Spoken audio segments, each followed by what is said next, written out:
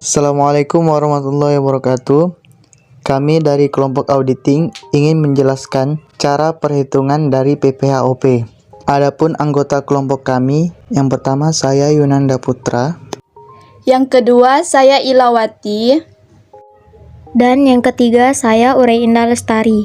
Baiklah, sekarang kita lanjutkan ke pembacaan soal. Soal yang pertama, Bapak Leon adalah seorang pengusaha batik di Sumatera. Data penjualan batik pada tahun 2016 600 juta dengan harga pokok 350 juta. Kemudian biaya untuk memproduksi baik operasional dan administrasi 30 juta. Pada tahun 2016, Bapak Leon juga menerima penghasilan di ruko yang disewakan sebesar 15 juta. Hitunglah besar pajak penghasilan yang tentang apabila masih terdapat kerugian di tahun 2014 sebesar 15 juta. Soal nomor 2, PT Indasari adalah perusahaan yang bergerak di bidang aksesoris kecantikan dengan kegiatan usahanya di tahun 2020. Penerimaan brutonya sebesar 100 juta rupiah. Kemudian, per 1 Januari 2019 sebesar 20 miliar rupiah.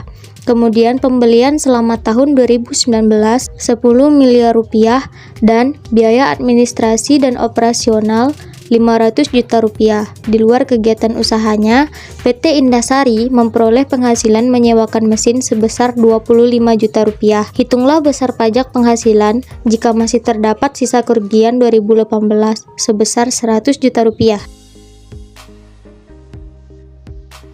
Baiklah, untuk pengerjaannya, yang pertama diketahui peredaran bruto yaitu sebesar 600 juta. Harga pokok penjualannya yaitu 350 juta. Jadi, peredaran bruto dikurang dengan harga pokok penjualan, makalah dapat penghasilan bruto yaitu sebesar 250 juta. Kemudian, penghasilan bruto dikurangkan dengan biaya yang dikeluarkan yaitu sebesar 30 juta.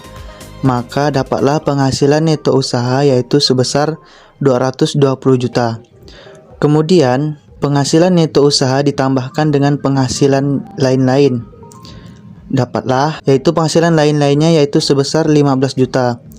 Maka penghasilan neto usaha ditambahkan penghasilan lain, maka dapatlah penghasilan neto yaitu sebesar 235 juta. Kemudian terdapat kompensasi kerugian. Kompensasi kerugian yaitu sebesar 15 juta. Jadi penghasilan neto dikurangkan dengan kompensasi kerugian yaitu dapatlah penghasilan neto sebesar 220 juta yaitu setelah kompensasi.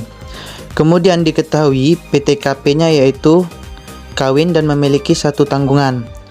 Untuk PTKP kawin dan memiliki satu tanggungan yaitu sebesar 63 juta. Jadi dapatlah PKP yaitu sebesar 157 juta. Kemudian PPh terutangnya yaitu dikenakan sebesar 15% karena PKP-nya itu 157 juta. Jadi untuk perhitungannya, pertama dikalikan 5% dulu. 5% dikali 50 juta dapatlah 2.500.000. Kemudian sisanya dikalikan dengan 15% yaitu sebesar 16.050.000. Jadi PPh terutang Pak Leon yaitu sebesar 18.550.000. Kemudian, kita akan masuk ke cara pengerjaan nomor 2. Di sini kita ketahui peredaran usaha sebesar 100 miliar rupiah. Harga pokok penjualan sebesar 30 miliar rupiah. Kemudian kita kurangkan dan dapatlah peredaran bruto sebesar 70 miliar rupiah. Dari soal tadi, terdapat biaya yang dikenakan, yaitu sebesar 500 juta rupiah. Biaya yang dikenakan dikurangkan dengan peredaran bruto, maka hasilnya 69 miliar 500 juta rupiah yang disebut dengan penghasilan neto usaha. Di soal juga terdapat penghasilan lain-lain berjumlah 25 juta rupiah.